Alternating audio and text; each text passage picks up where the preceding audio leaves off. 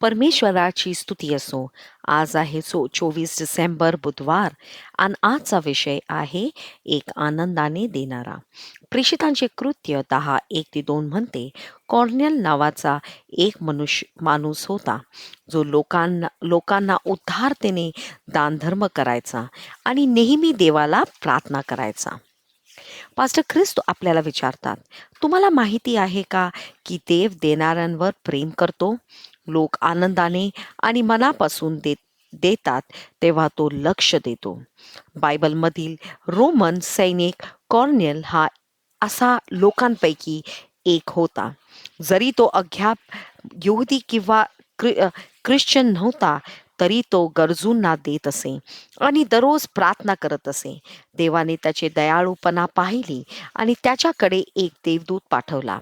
देवदूताने त्याला सांगितले की पेत्राला बोलवून आण, जो आला आणि त्याला शुभवर्तमान सांगितले. कॉर्नेल आणि त्याच्या घरातील सर्वांनी येशूवर विश्वास ठेवला आणि ते पवित्र आत्म्याने भरले. प्रेषितांचे कृत्य 10 मधील संपूर्ण कथा वाचा. दान किती शक्तिशाली आहे. त्यामुळे कॉर्नेल आणि त्याचे कुटुंबचे तारण होण्याचे दार उघडले. म्हणून चर्चमध्ये तुमचे दान असो, मित्राला मदत असो किंवा गरजू व्यक्तीला दान असो, नेहमी आनंदाने द्या. मग हटू नका आणि काय विचार करा.